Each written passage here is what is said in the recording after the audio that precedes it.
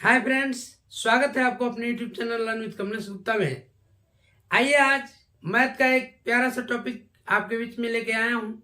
Number system. Number system यानी संख्या पद्धति। यहाँ से कैसे आपसे परीक्षाओं में प्रश्न पूछे जाते हैं, किस प्रकार से यहाँ से प्रश्न आते हैं, ये सारे चीजों के विषय में आपसे मैं डिस्कस करने वाला हूँ। और इसको आप कैसे आसानी से कर सकते हैं ये भी चीज। उसमें नंबर सिस्टम को पढ़ने से पहले, इसके सवाल को हल करने से पहले कुछ ये बेसिक चीजें हैं जिन्हें हमें जानना बहुत जरूरी होता है। नंबर सिस्टम पढ़ने के लिए आपको ये चीजें जानना बहुत ही आवश्यक होती है।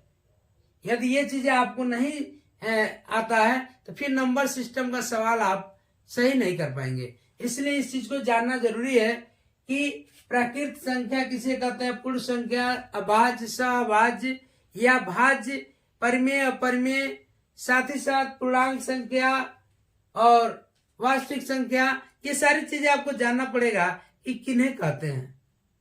तो आइए देखते हैं। सबसे पहला इसमें है प्राकृत संख्या।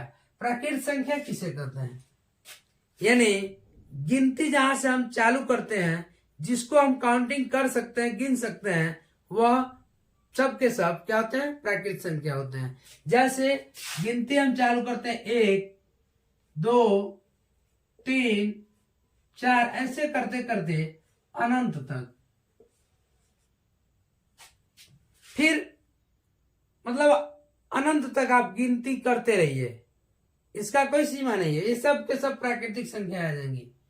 दूसरा है पूर्ण संख्या। होल नंबर किसे कहते हैं, देखिए इंग्लिश में इसको होल नंबर कहते हैं।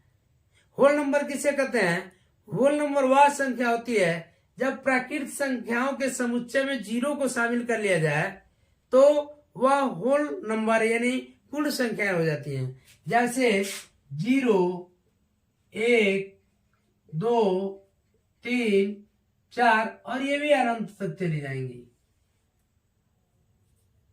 ये भी चली जाएंगी अनंत तक।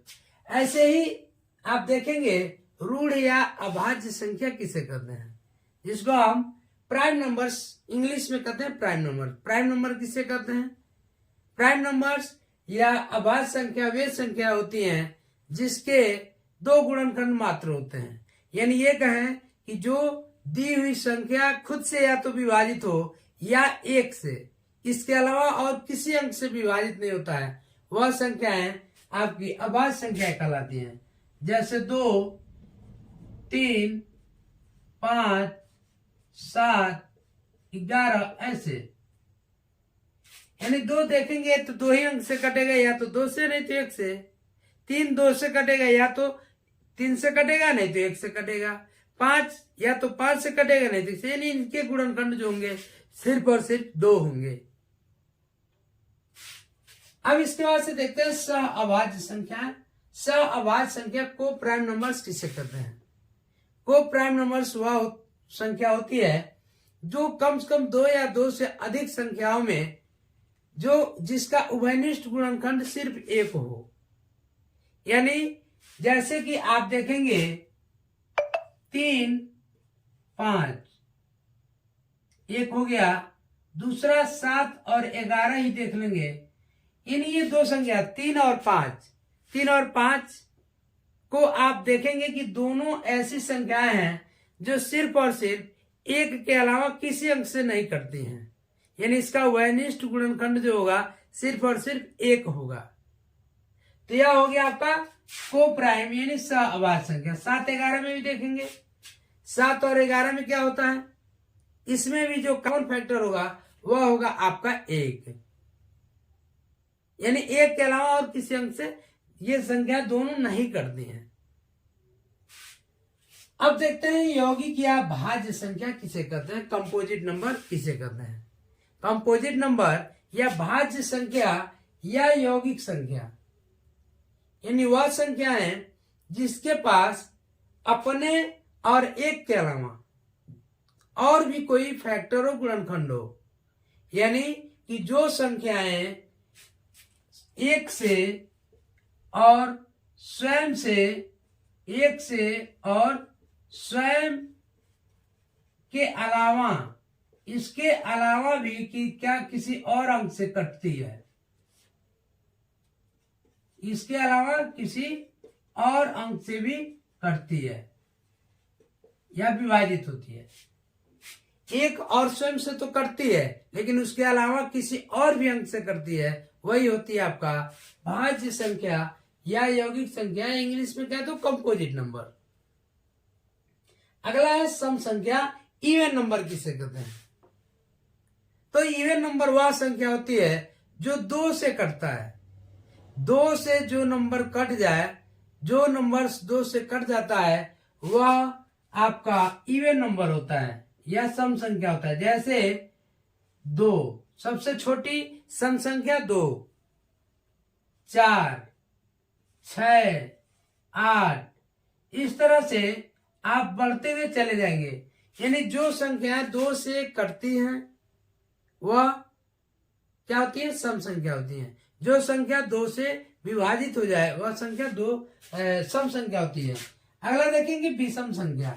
विषम संख्या इंग्लिश में बोले तो ऑड नंबर। ऑड नंबर कौन सा नंबर होता है? जो संख्या 2 से नहीं विभाजित हो या 2 से भाग देने पर न कटे पूरा पूरा, वह संख्या विषम संख्या होता है। जैसे 3, 5, 7, 11।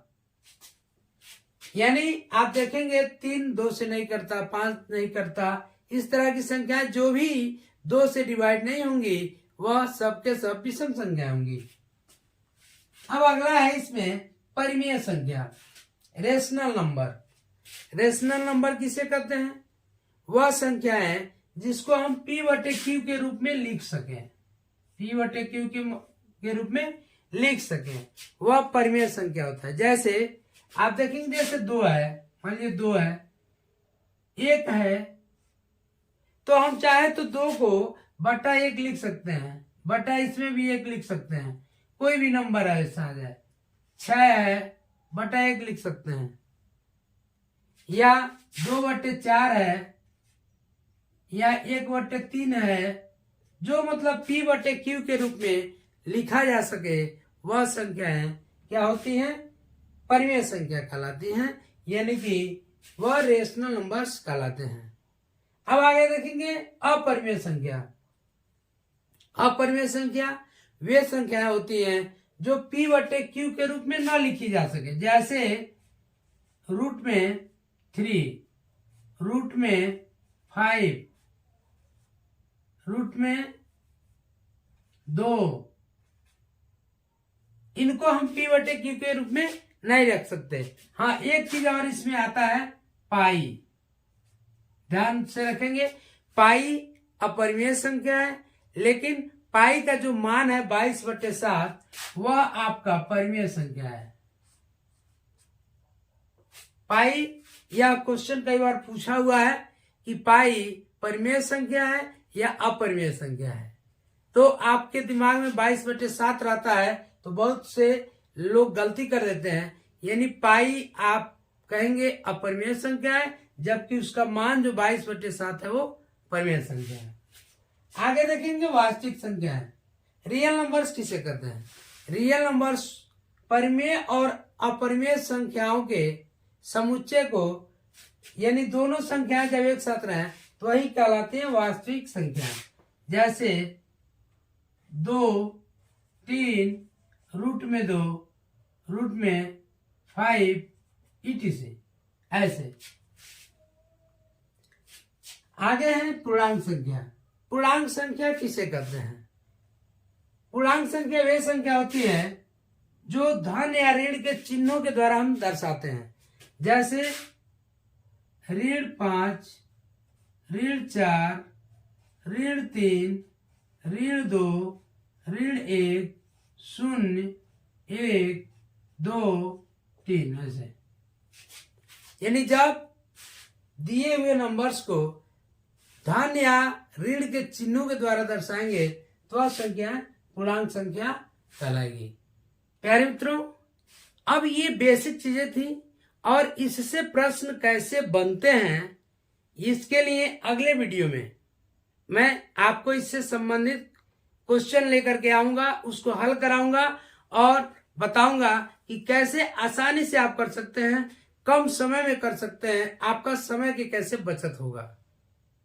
इसके लिए आपको करना क्या होगा, अगला वीडियो देखने के लिए आपको इस चैनल को सब्सक्राइब करना होगा। चैनल को सब्सक्राइब कर लीजिए और बेल आइकन का बटन जरूर दबा दीजिएगा, ताकि अगला वीडियो जब भी पड़े तो उसका नोटिफिकेशन आपको सबसे पहले पहुंचे और आप उसको देख सकें।